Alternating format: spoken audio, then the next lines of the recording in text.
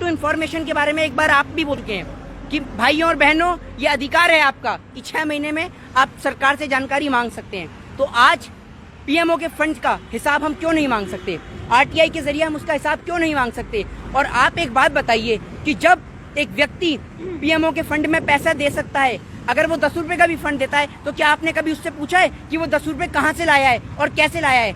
ये तो आप बड़ी जल्दी लेते हैं और हिसाब देने में आपको किस तरीके का दर्द हो रहा है? दर्द मैं बता रहा हूँ किस तरीके का हो रहा है। अगर पीएमओ के फंड का हिसाब दे दिया तो अभी बिहार इलेक्शन है, बिहार इलेक्शन में भाजपा की सरकार कैसे खरीद फरोख्त का धंधा चलाएगी, कैसे एमएलए एमपीओ को खरीदेगी, कैसे सरकार बनाएगी? तो मैं आपको बताना चाहता हूँ कि खरीद फरोख्त का धंधा चलाने के मारे देश के प्रधानमंत्री जी मना कर रहे हैं। ये आरटीआई यूं कह रहे हैं कि ये प्राइवेट है, आप इसका हिसाब नहीं ले सकते। क्यों नहीं ले सकते हम हिसाब? ये हमारा हक है और हमारा अधिकार है और ये अधिकार हमसे कोई नहीं छीन सकता।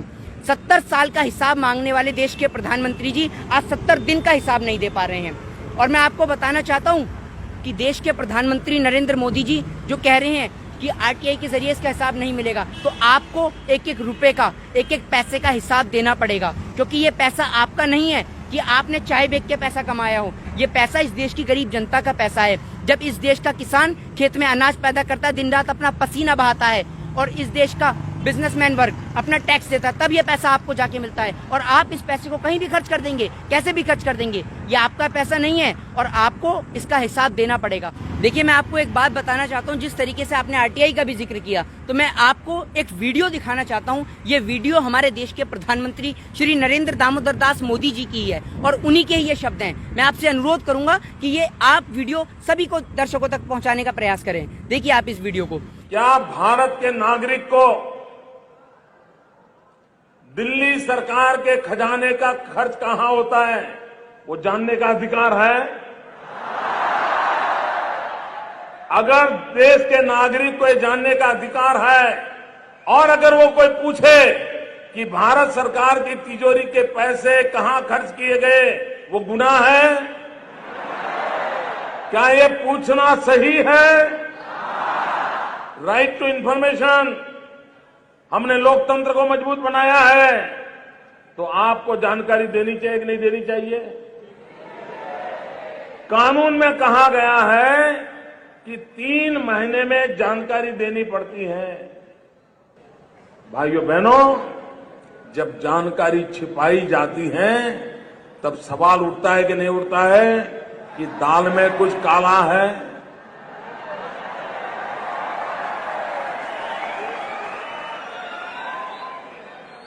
मित्रों, दाल में कुछ काला है कि पूरी दाल काली है, ये सवाल है। जिस तरीके से इस वीडियो के अंतर्गत देश के प्रधानमंत्री श्री नरेंद्र दामोदर दास मोदी कह रहे हैं कि आरटीआई आपका और हम सबका अधिकार है और इस अधिकार को हमसे कोई नहीं छीन सकता, राइट टू इन्फॉर्मेशन का, और आज देश के प्रधानमंत्री जी खुद ये अधिकार उनसे छीन रहे हैं। अरे, मैं आपको बताना चाहता हूँ कि भाजपा सरकार क्यों दिन प्रतिदिन झूठ बोलती है और क्यों आप ये झूठ का बिगुल इस देश की जनता तक पहुंचाने का प्रयास कर रहे हैं। कानून आप बनाते हैं, धज्जियां आपके नेता उड़ाते हैं। इस लॉकडाउन के अंतर्गत लोग बाहर नहीं जा रहे, आपके सांसद क्रिकेट खेल रहे हैं, ठीक है। बेटी बचाओ बेटी पढ़ाओ की धज्जियां कुलदीप सिंह सेंगर और कथूरिया जैसे नेता उड़ा रहे हैं, और आरटीआई की धज्जियां खुद देश के प्रधानमंत्री उड़ा रहे हैं हिसाब ना देकर। और आप एक बात बताइए प्रधानमंत्री जी, आपके नेता कहते हैं कि राहुल गांधी राजनीति कर रहे हैं, तो वो क्या था जो स्वच्छता अभियान के नाम पे कूड़ा उठा रहे थे? क्या आप कबाड़ी हैं? आज क्यों नहीं उठा रहे आप कूड़ा? देश के प्रधानमंत्री जी इस देश की जनता को तमाम मुद्दों से गुमराह करना चाहते हैं।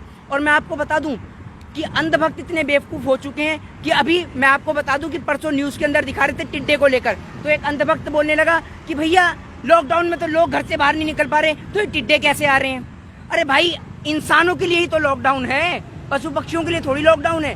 तो मैं आपको बताना चाहता हूँ कि देश की जनता एक नासमझ हो चुकी है और देश की जनता को समझना होगा कि अगर हमें देश की अर्थव्यवस्था को बेहतर करना है, देश की इकोनॉमी को बेहतर करना है, तो ये हमारा अधिकार है, आरटीआई का अधिकार। इसमें आपने और हमने पैसा दिया है। प्रधानमंत्री जी हमारे भी देश के प्रधानमंत्री जी हैं और मैं भी देश के प्रधानमंत्री का सम्मान करता हूँ, पर जब प्रधानमंत्री जी आप इस देश की जनता को उसी के पैसे से, उसी की जानकारी लेने से गुमराह करेंगे, तो मेरा मानना यह है कि सवाल जरूर खड़े होंगे और इन सवालों का जवाब आपको देना होगा। और अगर आप जवाब नहीं दे सकते तो आप अपना इस्तीफा दे सकते हैं, पर आप इस देश की जनता को गुमराह ना करें कि वो इस देश की जनता को हिसाब नहीं देंगे। आप हिसाब क्यों नहीं देंगे?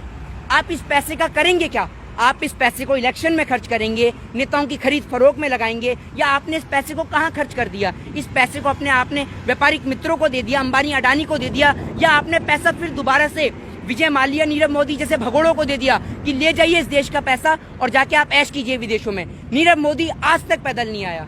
आप लोग सोच रहे होंगे कि नीरव मोदी क्यों नहीं आया? अरे खैर, अभी तो आएगा भी नहीं, क्योंकि पैदल आ रहा है ना। लॉकडाउन में सब कुछ बंद है, तो नीरव मोदी पैदल आ रहा है, कुछ दिनों में आ ही जाएगा वो। तो इस देश की जनता को गुमराह किया जा रहा है। देखिए, अगर बात करें हम फंड की, तो लाखों लोगों ने किस तरीके से वो फंड जुटाया है। किसी ने 500 रुपए दिए, किसी ने 1000 रुपए दिए, किसी ने 1500, किसी ने 2000।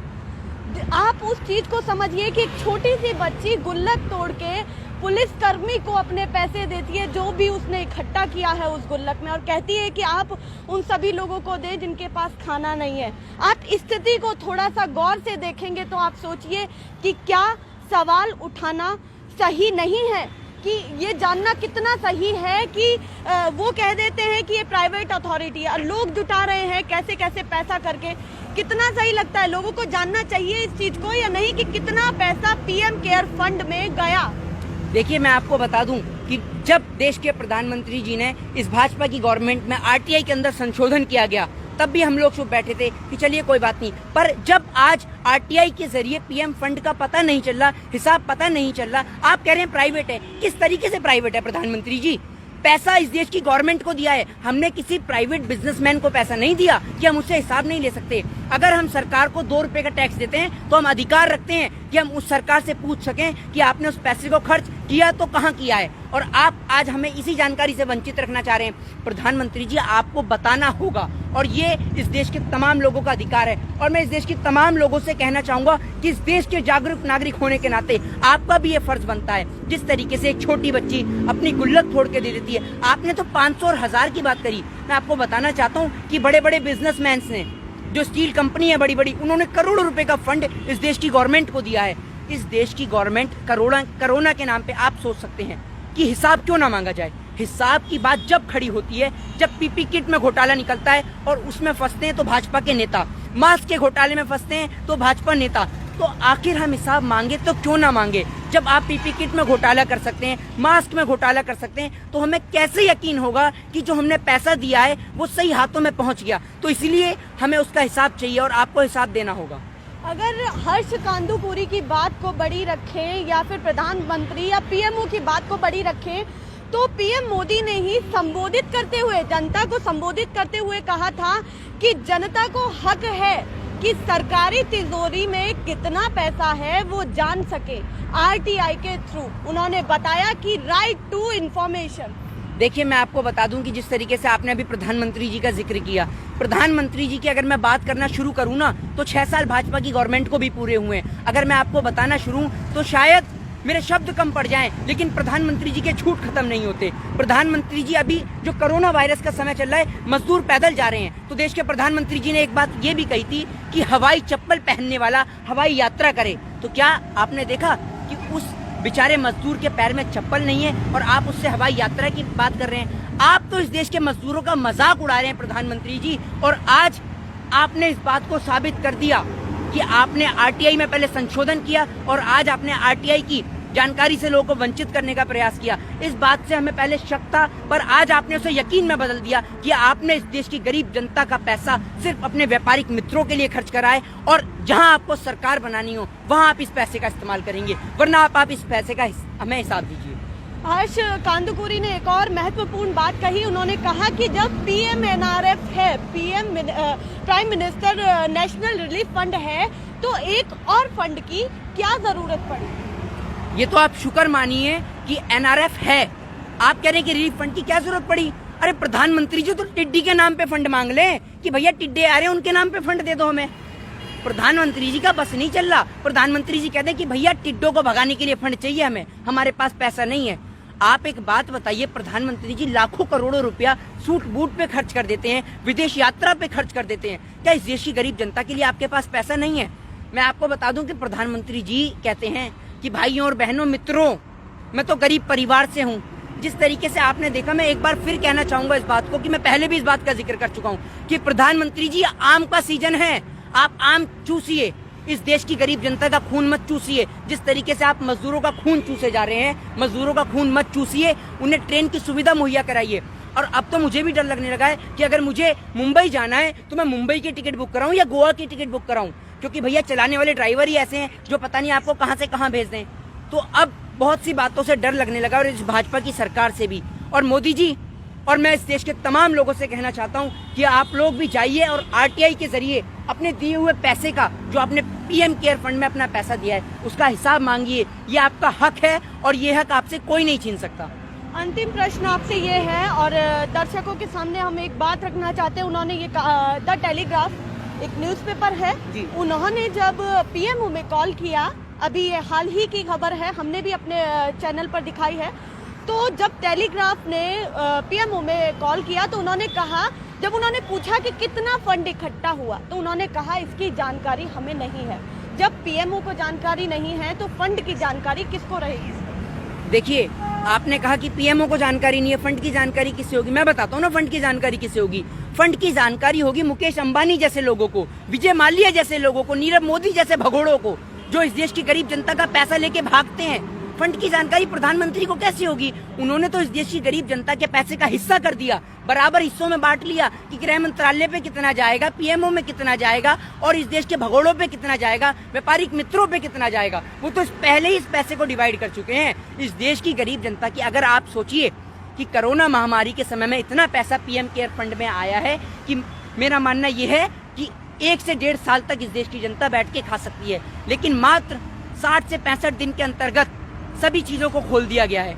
आप इस बात को भी तो सोच के देखिए कि आखिर पैसा जा तो जा कहाँ रहा है। उस पैसे को इकट्ठा कर लिया गया है, क्योंकि अभी बिहार इलेक्शन बाकी है। बिहार इलेक्शन में उस पैसे को निकाला जाएगा और खरीद फरोख्त का धंधा शुरू किया जाएगा।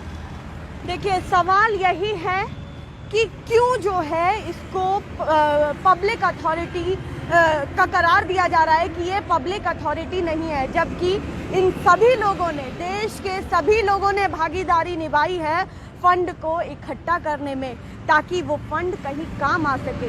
तो इतना हक तो वो भी रखते हैं कि इसकी जानकारी उन्हें हो कि फंड कितना इकट्ठा हुआ और वो पैसा कहाँ लगा। क्योंकि यही बात पीएम नरेंद्र मोदी जी ने भी संबोधित करते हुए जनता को कहा था कि लोगों को जानकारी होनी चाहिए कि